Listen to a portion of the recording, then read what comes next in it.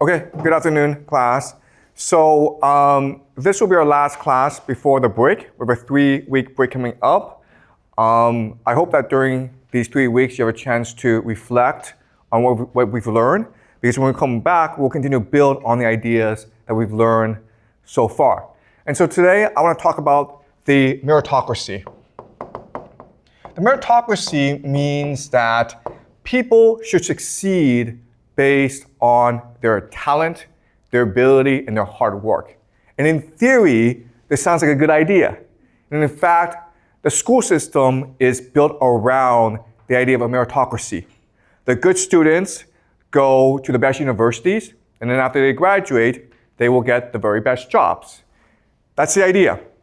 But what I will show you today is that there are actually lots of problems with the meritocracy. And what I'll also show you is that, in fact, this idea is actually destroying American society. Okay?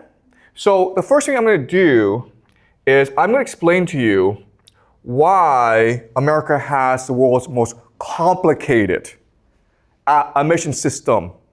Okay, so in China, when you apply to university, you take the Gaokao, you take an examination, and then based on your test score, you get into university.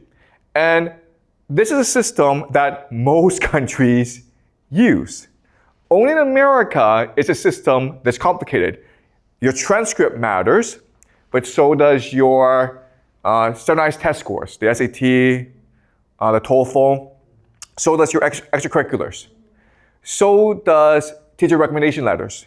And so does essays in which you have to say to America, I'm a really good person. Why does it matter if you're a good person? Okay, so it's the world's most complicated admission system. So what I'll do first is explain to you why we have this system. Okay, so we start off in England in the 1600s.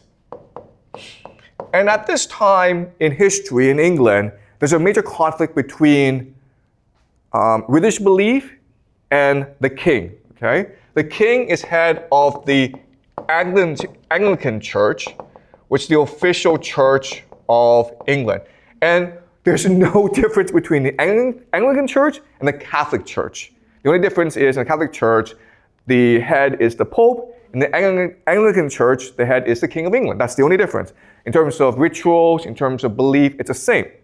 Now, there are people called Protestants who believe there should be no Pope, there should be no king. You should, as an individual, be able to access God directly. And you do that by reading the Bible. So, at this time in history, there's a major conflict between the Protestants, the Puritans, or the dissenters, and the king. And it leads to wars, basically. And so the solution is, the king says to the dissenters, hey, there's this new place called America. It's far away. Go there, guys, and leave me alone. Okay, so the dissenters go as pilgrims to America to build their own theocracy, what they believe to be the New Jerusalem, or paradise on earth, heaven on earth. Now, one core belief of the Protestants is you must read the Bible in order to understand the mind of God. Therefore, education, literacy, learning, it is the divine imperative. And that's why they established Harvard, okay? Harvard was a school designed to train people into the religion, called ministers, in order to study the Bible, in order to spread the truth of the Bible. Now, Harvard then would encourage the development of other universities, Yale, Princeton, okay? And collectively, they would be known as the Ivy League. Okay? So this is how the Ivy League started, because America was founded as a religious colony, and everyone needed to read the Bible, so they needed places to study the Bible, and so they founded Harvard, and then Yale, and then Princeton. Okay? But over time, as America became more wealthy, it became also less religious. And so the Ivy League became social clubs. And what I mean by that is, these were just places where the rich of America went to become friends. Okay? It was to build cohesion, right? And remember, we discussed the idea of cohesion where if you commit transgression, you become more cohesive. So these guys did not study. They drank, they dressed up like girls, they had wild parties, they played football, they took risks. Okay? And they became good friends, and they went on to become the leaders of America. As America became much more diverse, much bigger, and much more wealthy, it recognized that it needed to educate its population. And so it started state schools. Okay? State schools. What we call A&M. Okay? You may have heard the term Texas A&M. Okay? It means Texas Agricultural and Mechanical. The reason why was these schools were built to train farmers, engineers, and soldiers. Okay? Tradespeople, in order to help grow the American economy. Now, and this system was extremely successful. America was able to industrialize really, really quickly. And most people went to these schools. Only the rich would go to the Ivy League because they were country clubs or social clubs. Over time, America, as it began to industrialize more and more, it recognized that it needed science and technology. So it basically copied the best universities in Germany.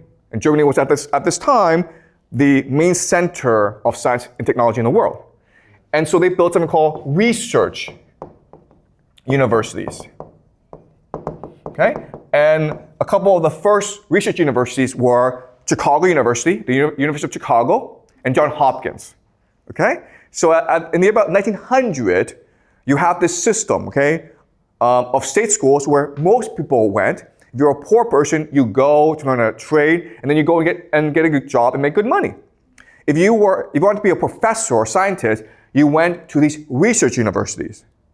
If you were rich, you went to these social clubs called the Ivy League. And quite honestly, it was a really good system. And America should have stayed with this system. But what happened was, who's unhappy now about the system? These guys, right? Harvard, Yale, and Princeton, because if you think about it, over time, they become less and less relevant.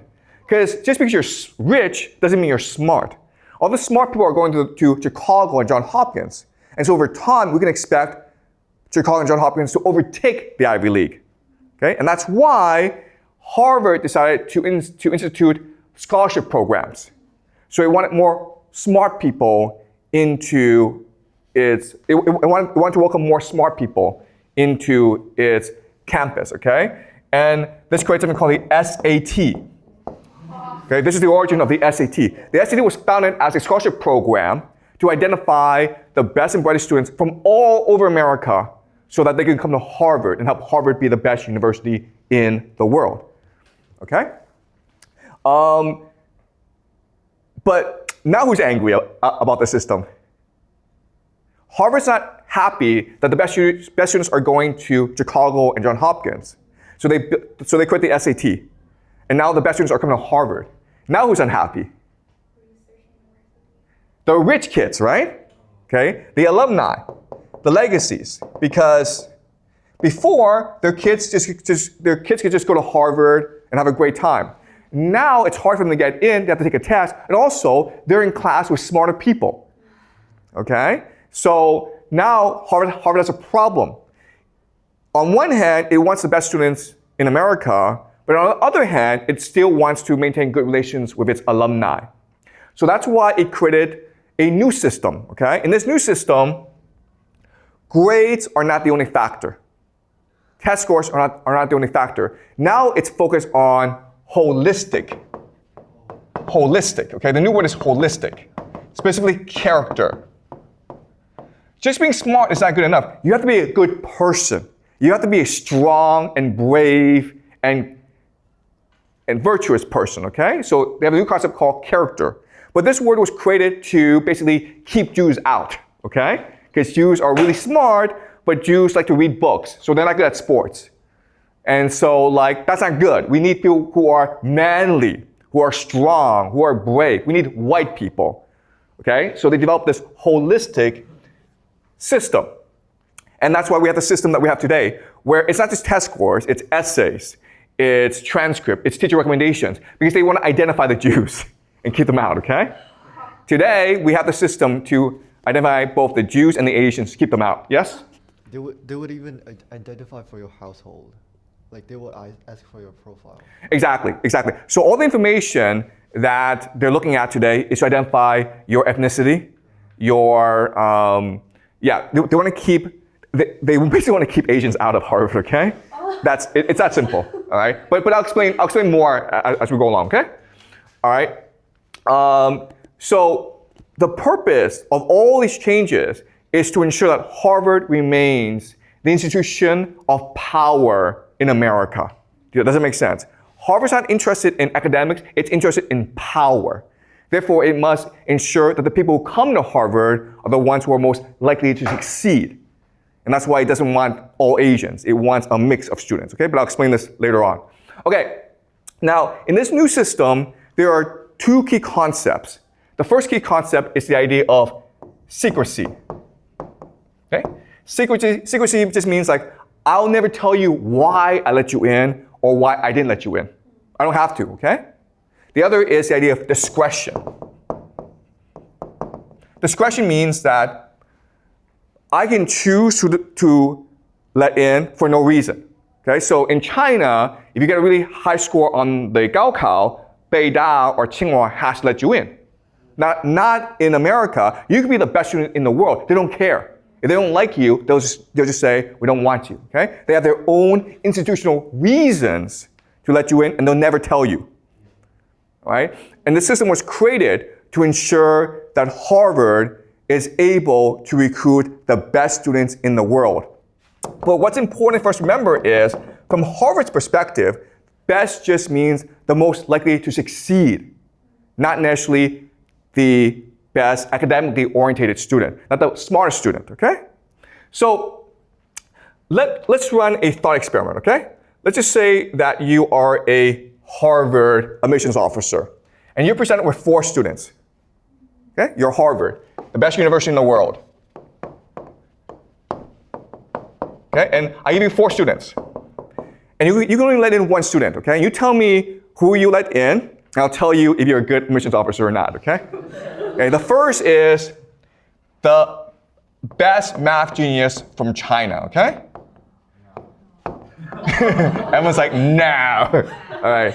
Second is the best basketball player in the world, okay? Basketball player in America, okay? Okay. The third is the best student in the world.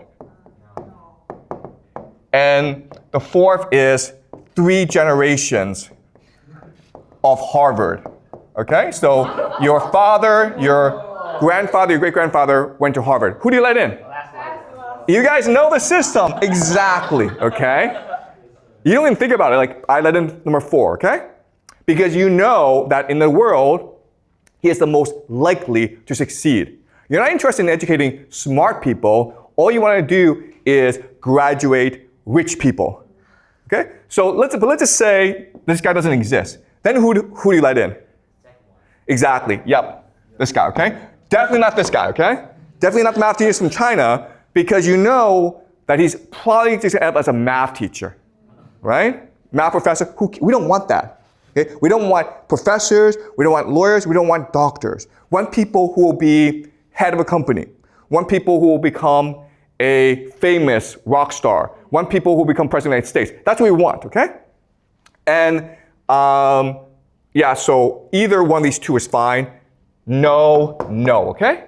But we want these guys to apply because that helps us look better, right? We want people to apply so we can reject them so that our metrics look better, okay? Okay? Does that make sense? Okay? That's how the system works. All right. So let me explain why they do this, okay? Why is the system set up like this? The best analogy for Harvard, Yale, and, go ahead.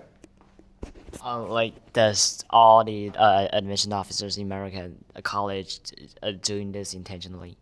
Okay, that's a really good question, okay? So if you're the Ivy League, you do this because everyone wants to go to the Ivy League. But if you're an average school, you're actually just trying to recruit students, okay? So this is like the school, this is the mentality of admissions officers for elite schools. But most schools are just like, they want you to come in and pay the tuition, okay? So why the Yale pick you? Yeah, I'll explain later on, okay? Okay. All right, so Harvard is first and foremost a venture capital firm, okay? Okay, you're an investment firm. So let's pretend you're a venture capitalist, and I give you two options, okay? And you tell me which option you pick. Option one is, I want to open a restaurant, and I need $1 million from you. Okay? But guess what, guys? My uncle works for the government. So I can guarantee that he and his friends will come to my restaurant every single day. And so there's no risk. There's absolutely no risk involved. I guarantee we'll make at least $500,000 a year. No risk, easy money, okay? Number two is, I want to start a website that's AI and Bitcoin and all this, okay? Problem is, I don't even know how to write code. I have no experience doing a website, and my idea isn't really fleshed out. But if it works, we can make $1 billion, guys, okay? So, option one is low risk, really good plan, solid returns, $500,000 a year, okay? Option two is concept, vague idea. I have absolutely no experience doing any of this, but we could possibly make $1 billion, okay? Which option do you take? Okay, you always take this, guys, okay? Right? Because you don't need $500,000. That's boring. You want $1 billion. And that's the mentality of Harvard, you understand? They want to take a risk on you. They don't want students who are solid and who will become a professor. That's boring, okay? They want crazy people who will change the world because that makes Harvard look good. Okay, another way of saying this is they rather have a class where 10 people succeed and 999 fail rather than 1,000 people succeed slightly. Does that make sense? Okay? Why? Because we only remember the 10 people who succeed. We forget everyone else. Okay? That's the Harvard mentality. And that's why they're the most famous university in the world, because they're looking to create as much brand name recognition for themselves as possible. Okay? All right? Does that make sense? All right. Now, how do we know if they succeed or not, if you're Harvard? Well, remember the concept we learned last class, which is dissociative personality disorder. And what we discussed last class is, in a game, people who are most likely to succeed have this characteristic. Okay? And so, I'll explain why, using myself as an example, because I got into Yale. Okay? So, what we're going to do is this. We're going to examine my application to Yale. And then we're going to look at how the admissions officers would perceive application and how they would judge my potential, okay? So 3 things. The first is what my application actually says. Second is they will examine my background. And the third is they will then judge my potential. Okay? All right, so my application. All right, so I went to a public high school. It was good, but it's not a private high school. You get a better education on a private high school. Plus, it's in Canada, okay? Which is everyone's kind of stupid in Canada, okay? So, and I was top 10 of 200 kids. So it's good, but it's not number 1. It's not number 2. It's just top 10, okay? I was number 10. My SAT was 1,400 out of 1,600.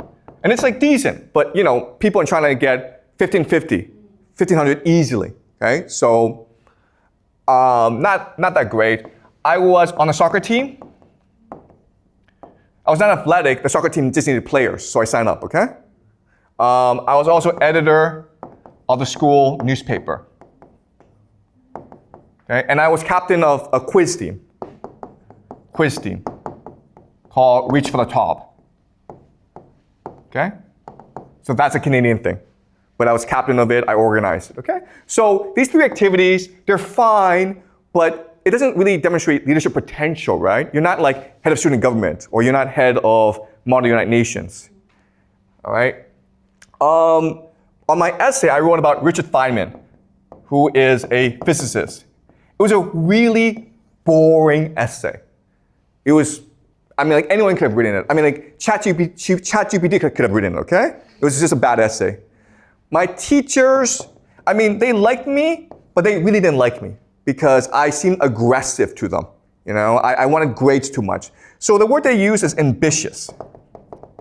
They thought I was ambitious. Ambitious is a dirty word in Canada. It means you don't play by the rules. It means you're too aggressive. It means you're too pushy, okay? All right, so this is my application to Yale. As you can see, it is a decent, but not a stellar application.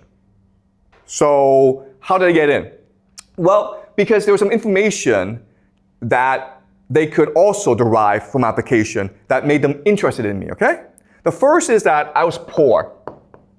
So I couldn't even afford the application fee.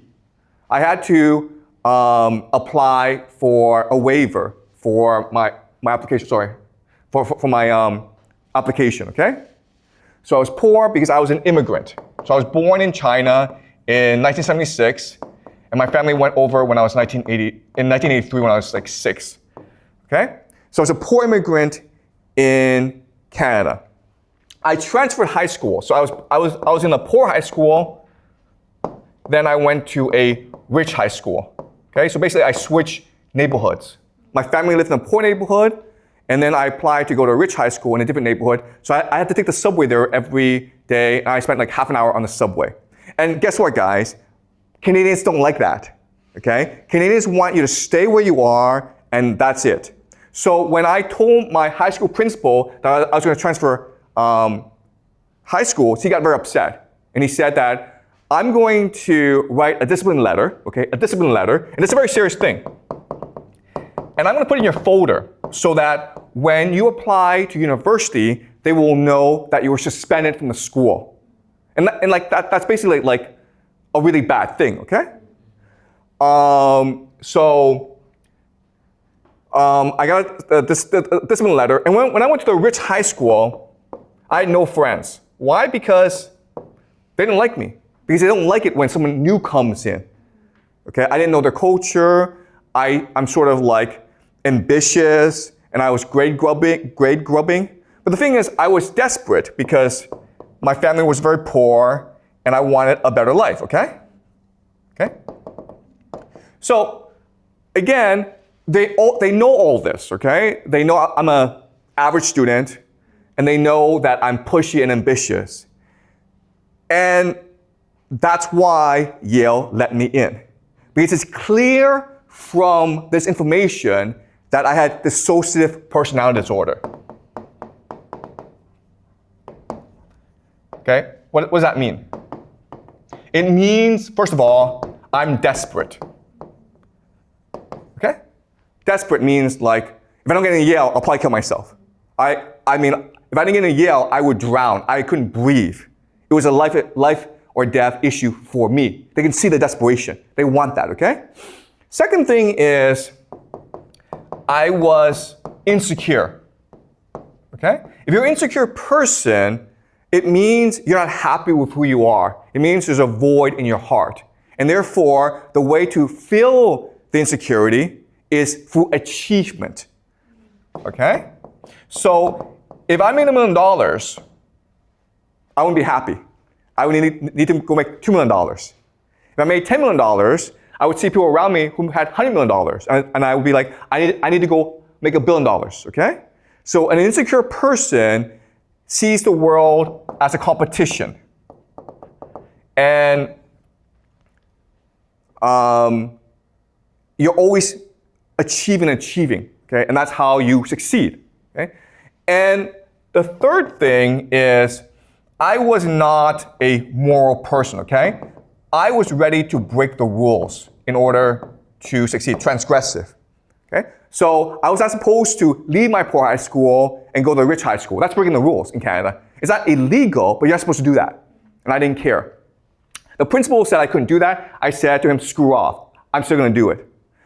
I went to the rich high school. Everyone said to me, you're not welcome. I said, I don't care. I'm going to get my good grades, and I'm going to get into the Ivy League. I don't need you guys. Okay? So they saw the desperation. They saw the insecurity. They saw the hunger and the immorality. And this is all part of dissociative personality disorder. And that's why they let me in. Because it's possible I go crazy, okay? It's possible I become depressed, but it's also possible I change the world. Okay? Does that make sense? That's how they think. Because they're a venture capital firm. They're looking for the riskiest investment with the best possible return. They're looking for people who can become president of the United States, who can change the world, who can make a name for themselves. Because if they do that, that makes Yale look good.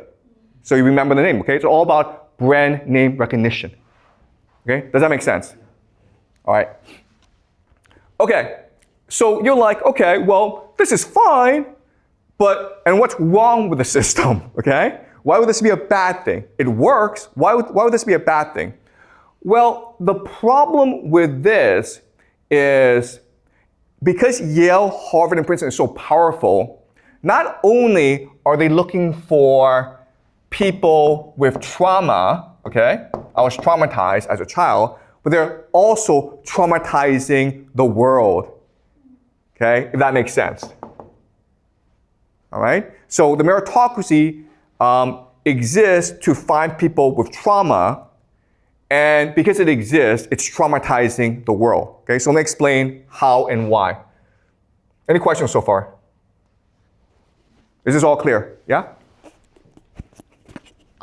So let's say if like the Harvard and Princeton, these college students, then why they're still like so famous? Because the system is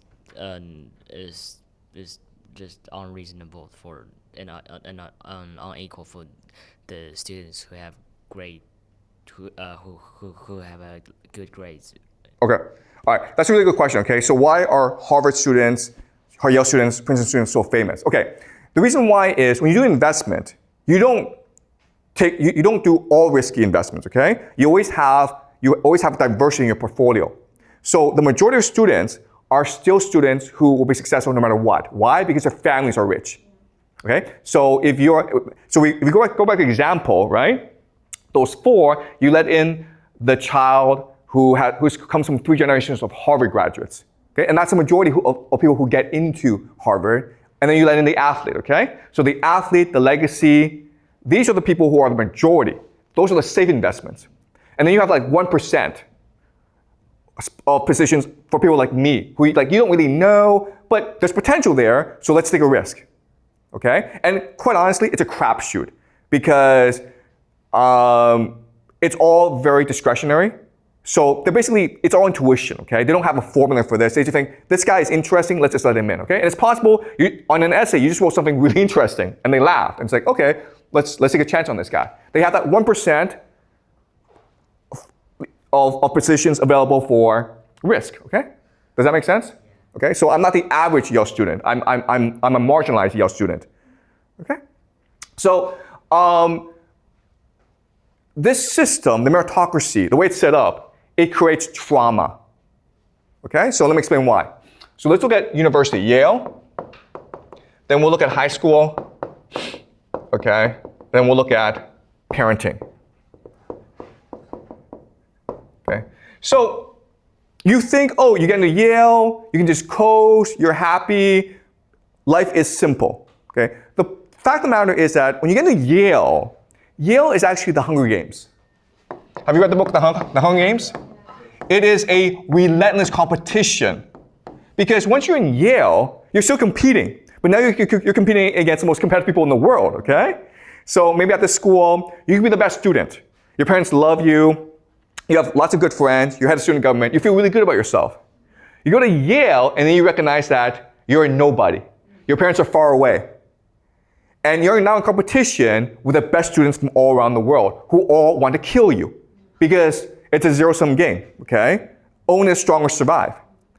And so everywhere you go, it's a competition. In the classroom, it's a seminar style, so you're with 20 other students, and the professor's asking you questions, and you're all competing to impress the professor, okay?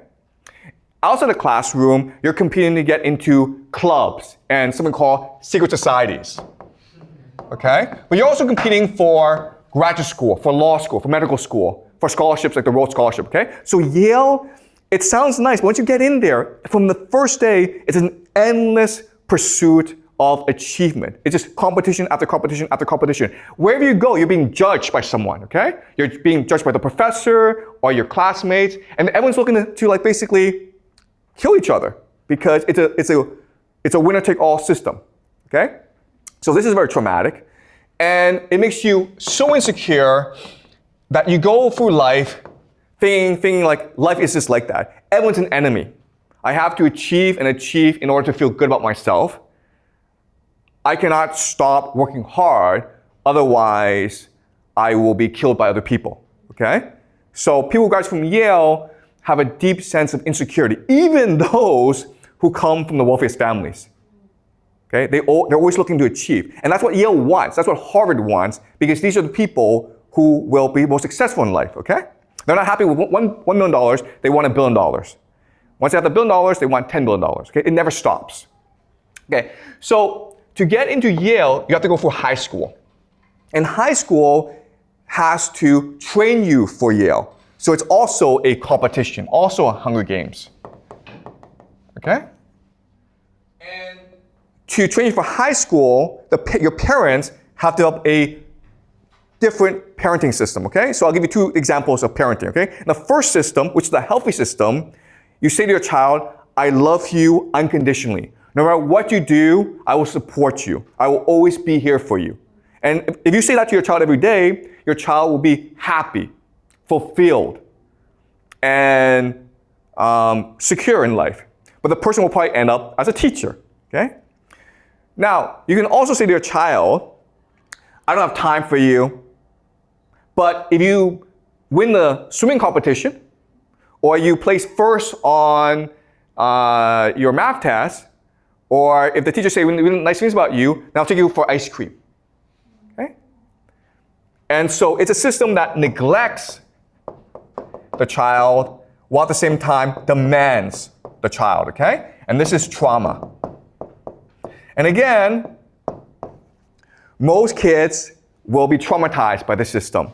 But there are some kids who will thrive in the system, and the trauma will encourage them or drive them to achieve and achieve and achieve so that they get into Yale, so they can compete in the Hunger Games, so they can go on in life and compete some more, okay? And that's how the system is set up. And this is what we call the meritocracy. And as I'll explain to you later on, it is destroying America and the world, all right? So that's how the system is set up. And guess what, guys? Is it different in China? Not really, okay? All right? So the concept of the meritocracy has conquered the world. It started in America. It actually started at Harvard, but now it's conquered the entire world, and that's why the world is so messed up. So as you say, the Yale gives you so many negative emotions, so will you still go to there if you got a second chance? Okay, so that's a really good question. Would I go there if I had a second chance?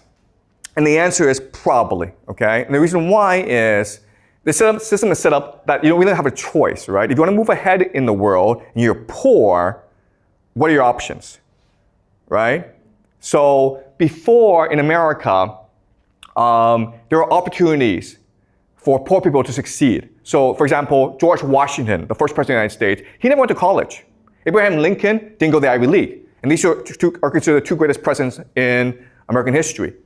Unfortunately, today, if you look at the presidents, if you look at the top people, they all went to the elite schools. Okay, so the system is set up so that if you want to succeed, you have to go through the Ivy League. But I do not plan to send my kids to the Ivy League. Okay, the last thing I would do is have them in such a competitive, traumatic environment as the Ivy League. Okay, does that make sense? All right. All right. Any more questions? So thank you for your question. Any more questions before I move on? Okay.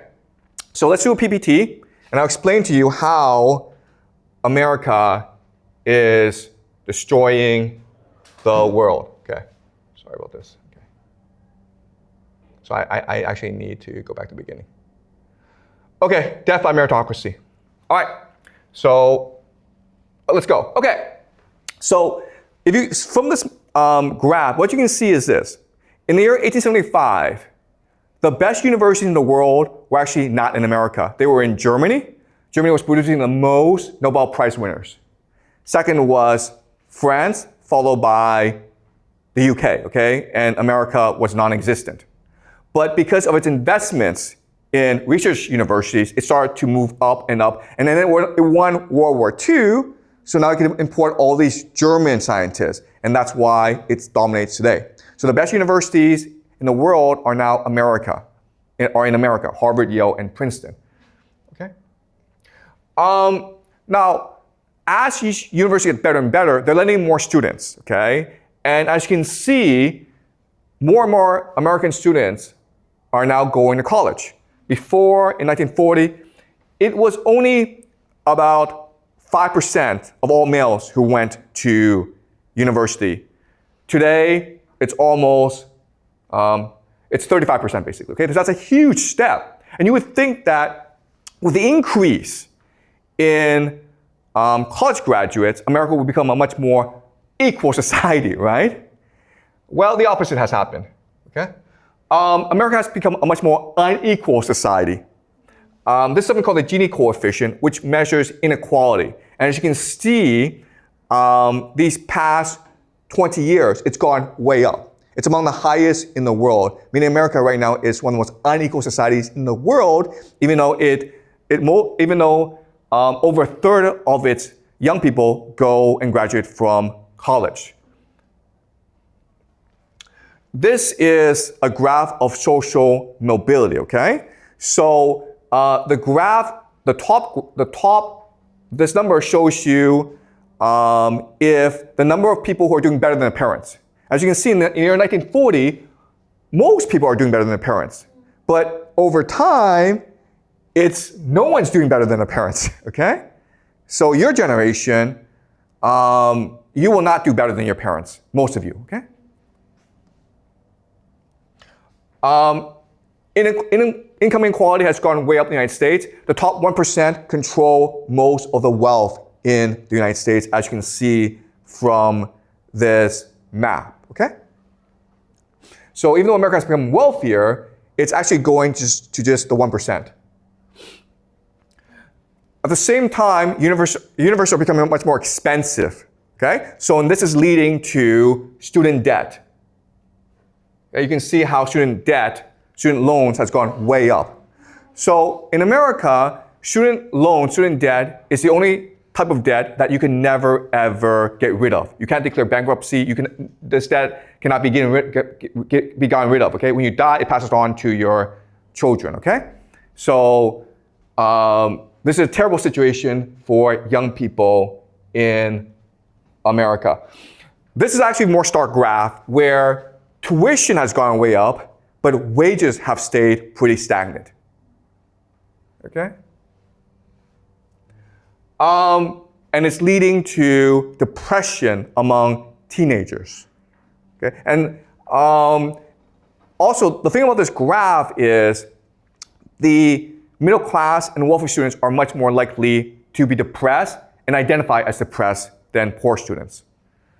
All right? So this is leading to a crisis in America.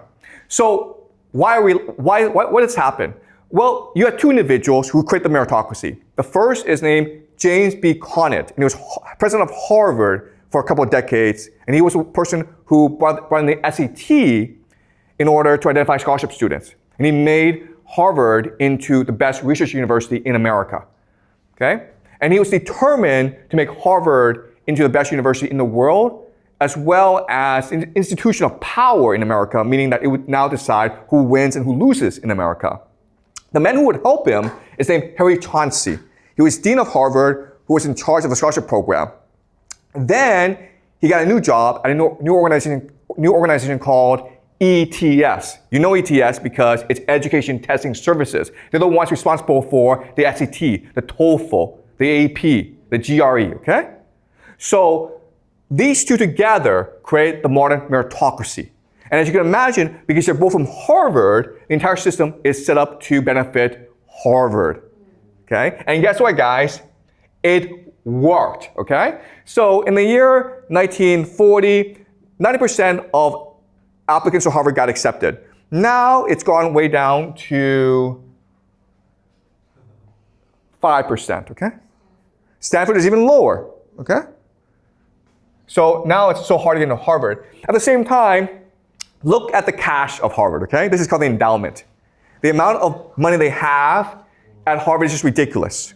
They have more money than most countries in the world. Right now, their endowment is about $40 billion, okay? And it's just the past 30, 40 years.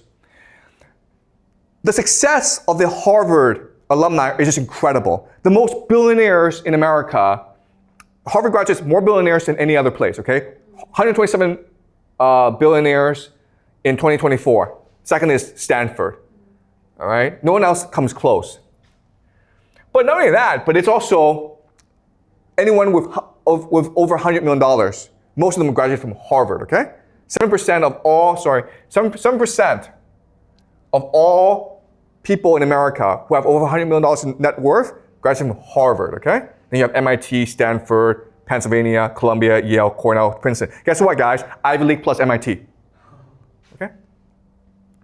Okay, $30 million. Still Harvard is number one, okay? All right? So their graduates are the most successful in America.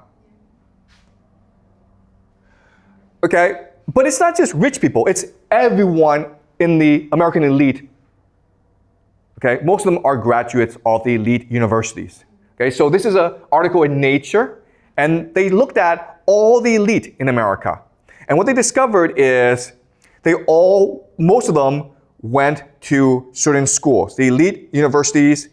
And this is what's causing a lot of political conflict in America today. All right, so let's just look at what they found. The red is Harvard graduates.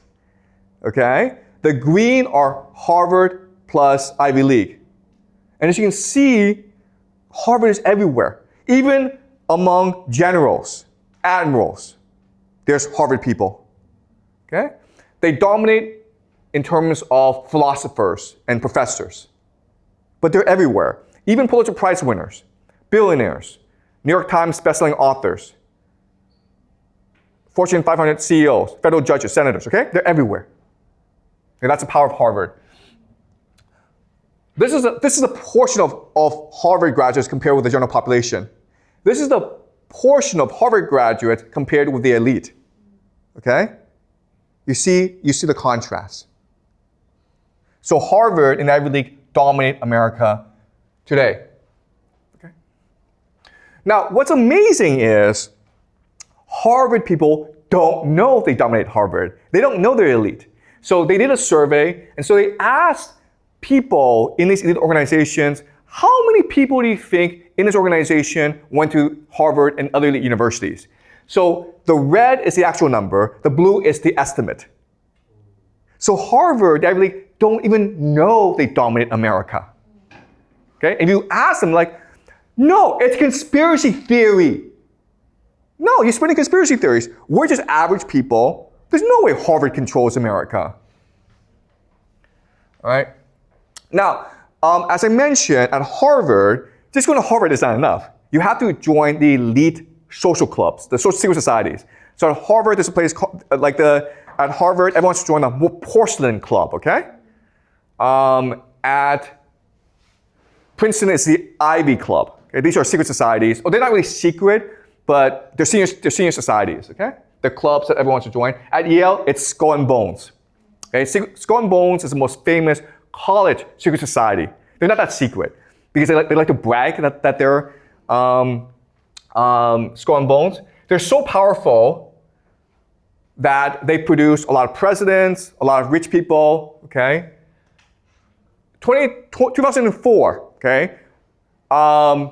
George W. Bush versus John Kerry. Guess what, guys? John Kerry is the Democratic nominee. George Bush is Republican nominee, right? They're both skull and bones. They're both Yale skull and bones. Okay? So it's a rigged game. Or Barack Obama, okay?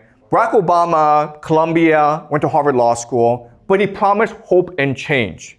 He told people in 2008 that the game is rigged against them, that he would be their champion, that he would make America more fair, okay? And he won. Why? Because, so this is his book, Dreams My Father. It was a New York Times bestseller. It basically launched his political career. He won because in 2008, the US economy collapsed. Why? Because the US banks, the US political system was controlled by Ivy League graduates, by just people who were friends with each other. And so they cheated. They became corrupt. Okay? They basically destroyed the American economy. And people protested against all of this. And Barack Obama promised that we'd come in and do something about it. Okay? Well, he did do something about it. All right? So his economic team, he appointed quite a few individuals. These are the two most famous. Larry Summers, who was a Harvard graduate as well as a president of Harvard. And he was Treasury Secretary under Bill Clinton, and he was the guy who created the mess in the first place. And then Tim Geithner, who was a Dartmouth graduate, and he was the Treasury Secretary, okay? So these are friends of Wall Street who came in to save Wall Street. So a lot of critics say, it's Wall Street who created this mess, who destroyed the American economy. They should be punished, or at least they should feel some pain. If you just let them go and help them out and save them, then you create a problem called moral hazard. The idea of moral hazard is if you don't have any consequences for your mistake, you will do it again. Okay? And then Larry Summers said, no, you guys are seeing it incorrectly. We have to save the American economy. The goal is not to save the banks and my friends. The goal is to save the American people and the American economy, and that's why we're bailing out the banks by giving them free money. Okay? And then the critics were like, well, how about all these American homeowners who've lost their homes? Shouldn't we help them as well? And do you know what Larry Summers said? Moral hazard, guys. Do you understand? Moral hazard? If we help out these ordinary Americans, they won't learn anything. Okay? So, as you can see, people were angry. The banks got saved, the people got screwed over. And guess what, guys? Because of this, who did we get? This guy. Okay? This is why he won. There were millions of Americans who voted for Barack Obama because he promised hope and change. And then they voted for Donald Trump because he promised to destroy the system. Okay? That's why we have Donald Trump. Now, funny story about Donald Trump and Barack Obama. So Barack Obama and Donald Trump were always adversaries. In fact, Donald Trump led a movement which accused Barack Obama of not being born in America. He's born in America, but Donald Trump is saying, no, he was actually born in Nigeria. His father is from Nigeria. So Barack Obama made fun of Donald Trump. 2011, there's a big dinner, the White House Correspondents' Dinner, where Barack Obama gets on stage and he makes fun of Donald Trump. Okay? He says, hey, if Donald Trump ever became president, this is what the White House would look like. It'd be a casino. Okay? And this is funny, right? Donald Trump was in the audience that day. And everyone was laughing at him. And that's what motivated Donald Trump to become president of the United States.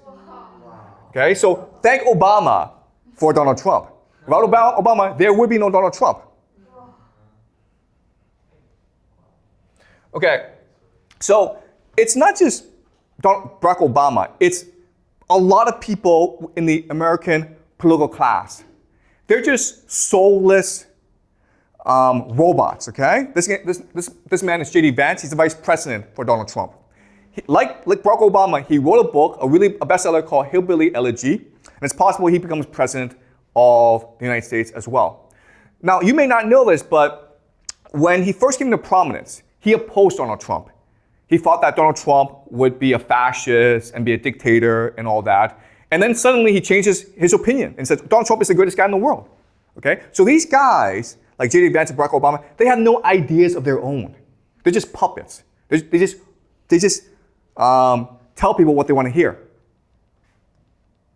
All they know is achievement. Okay? So another example of this man's name is Johnny Kim. Okay? And he'll probably run for president of the United States one day, or at least be a U.S. Senator. Why do I mention him? Guess what, guys? He was a Navy SEAL, which is the top position you can ever achieve in the military. He was a secret soldier, okay? He went to Harvard Medical School to become a doctor. Then he joined NASA to become an astronaut. This is like the ideal Ivy League graduate, okay? This is what Harvard wants. Now, why is he able to do all this? Well, because this is his Wikipedia entry, okay? In 2002, the police went into his house and killed his father. He was there and he saw the police kill his father. He was traumatized for life. His father was a domestic abuser. The father was violent, crazy, hit him all the time. Okay? So he has dissociative personality disorder. And in fact, if you look at most of these really successful people, they do have dissociative personality disorder. And that's why he was able to do all this, because he turned the trauma into an energy to drive him to greater and greater achievement. The problem, though, is he has no ideas of his own. He's just a puppet, guys, okay?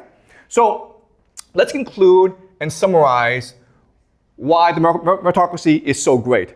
It creates this extreme inequality in America, okay? So it destroyed the school system because all people care about are their grades now, right? People don't even care about learning anymore. All they want are the grades. In fact, if you get a bad grade, you'll probably complain to the teacher. In which case, the teacher's now afraid to teach you because if the teacher tries to challenge you and make you a better student, you'll just complain, okay? And if you don't succeed, your parents will come and complain, okay?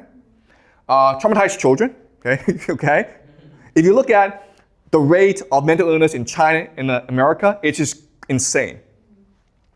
Death of the American dream and social mobility, you're not gonna be richer than your parents, you're just not.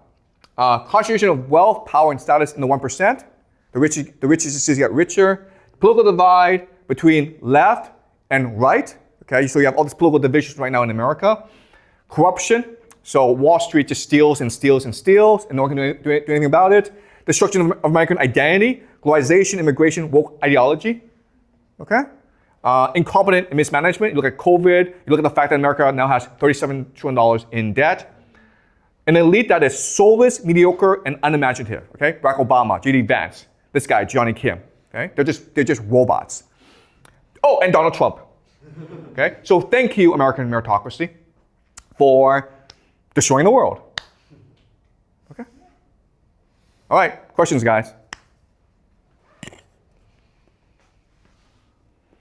I know this was a lot to take in, but do you have any questions?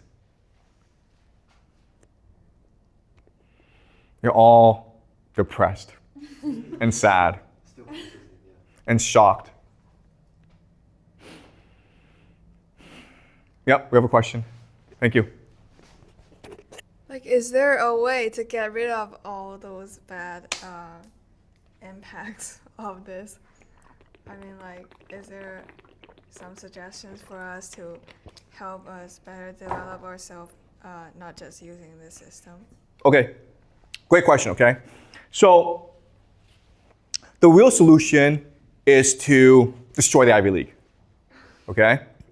And there are different ways you can destroy the Ivy League. The best way is to make them public, okay? For the government to come in and control them. Because a lot of the issue stems from the fact that these are institutions that only care about their own power, okay? So if the government were in charge, they wouldn't be so powerful and secretive, okay? So that's the best solution. It's not gonna happen because Harvard, as you can see, it's too powerful, as well as Yale. So as an individual, your best option is to recognize how evil the system is and choose to learn for yourself, okay? Because when you go to Yale or Harvard or Princeton, you think you're learning, but you're not. You're being indoctrinated and being brainwashed and being traumatized to be turned into basically a robot that's only focused on success. So you need to recognize this, be truthful to yourself, and focus on real learning, okay? So what do I mean by that? Okay, so let me, let me explain. Okay, so success. What is real success?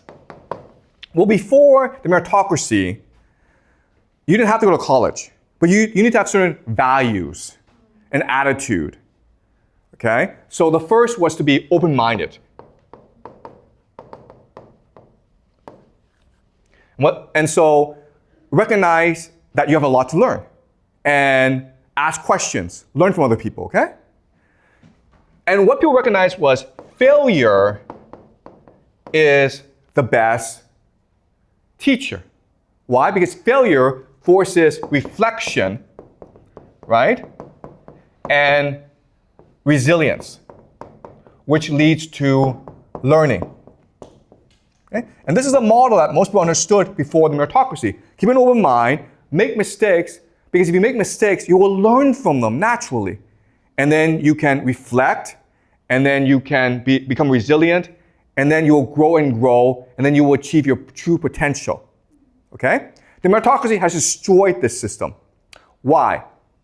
Because now we just want you to focus on grades. Okay? And to get good grades, you cannot fail. Do you understand? Failure now is a problem.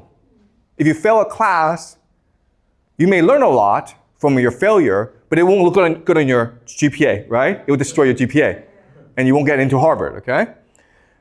You don't have failure, you cannot have reflection, you cannot have resilience. Also, before you had time for yourself. Nowadays, every minute is organized for you, right? You come to school, the school day is very long, then you have lots of homework, and then you have activities.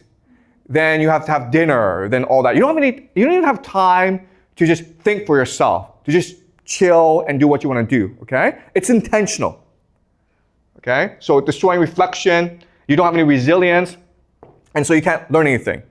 So it's a really bad system because if you're like me, okay, you're just a normal person, your family's not rich or powerful, and you go to Yale and Harvard, it actually makes you fail in life. Okay, let me explain why. Okay, the first is it makes you arrogant.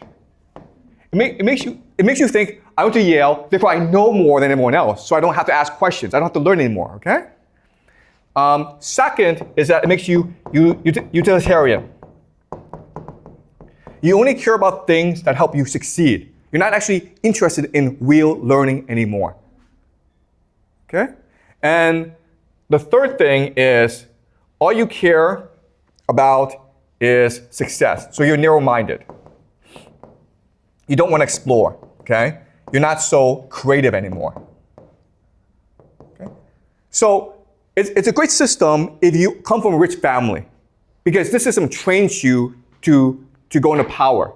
But if you're just like me, and you need to work hard and be talented and be committed to your passion in order to succeed, this actually destroys all that.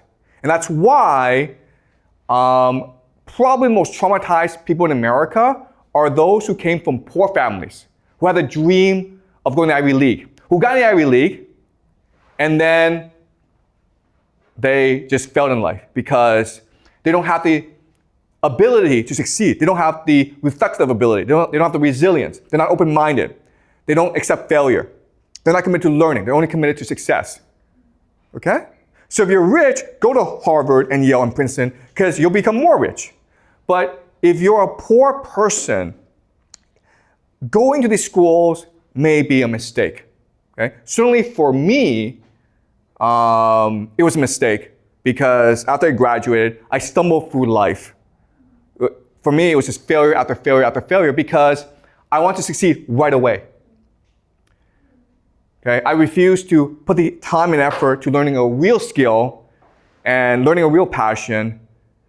And so in my 30s, late 20s, early 30s, I became really depressed. And honestly, I thought about killing myself, and I was playing video games every single day. I just hid in my parents' basement. And so I was traumatized by Yale. It took me a long time to get over the trauma and recognize this is a false system. Okay? Yale traumatized me, and I need to relearn to be open-minded, to embrace failure, to be resilient, to embrace learning, okay? And that's why I'm a teacher today, to teach you guys that to be successful in life, this is the formula, okay? You don't need Harvard, Yale, and Princeton. All right? All right, any more questions, guys? Yep.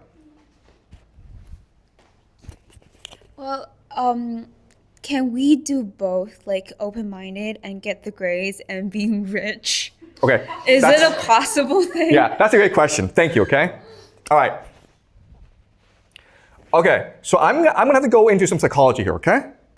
But psychology has discovered that we have two modes of being, okay? There's the altruistic mode, and there's the utilitarian mode, okay? Okay, so utilitarian is what we call fight or flight. Okay, altruistic is just family and connections. So imagine we're back in the village, okay, and most of the time we are, yeah. But you, but you said that all the psychology is just brainwashing. Okay. Yes, psychology is not all brainwashing. There's some validity to it, okay? And so I'm not saying this is scientific fact. I'm just saying this is a good way to understand how things work, okay? All right? All right, so, so in the village, we spend most of the time being close to other people, right? We want to be friends with other people, so we help each other out. But sometimes we have to be very utilitarian. So for example, if there's not enough food, okay, or we're being attacked, guess what? Run, man. Okay? So there are these two mindsets. And what psychologists have discovered is they are mutually exclusive. It's either one or the other. The other thing that they discovered is the altruistic mindset is what leads to creativity. Okay? Creativity, and passion, and love. Okay? And the utilitarian mindset is one that's focused on rewards, okay, like grades.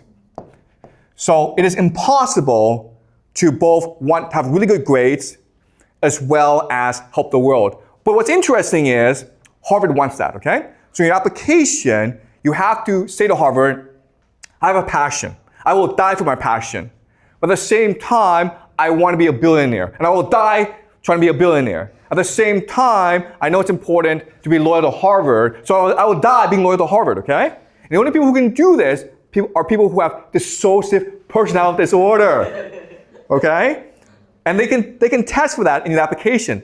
They're so experienced that they know exactly how you think, okay? They all, like, come on guys, you would not apply to Harvard if you were not utilitarian, okay? Right? But you have to pretend you're not. And that's what makes people crazy, okay? Because you're basically an actor. Harvard wants the best actors in the world. They want people to go for like pretending that's something they're not, okay? They want Barack Obama. The problem with Barack Obama is he's soulless. He stands for nothing, okay? In 2008, he promised people hope and change. The moment he gets in office, he's like, sorry man, I was just joking. Why did you believe me? Okay? Then in 2012, when it was time for re-election, he said, oh, you know what? I want hope and change. Okay? In 2016, he's like, you know what, screw that. I'm going to go water skiing now. Okay? So the man is absolutely soulless. Stands for nothing. All right? Any more questions, guys?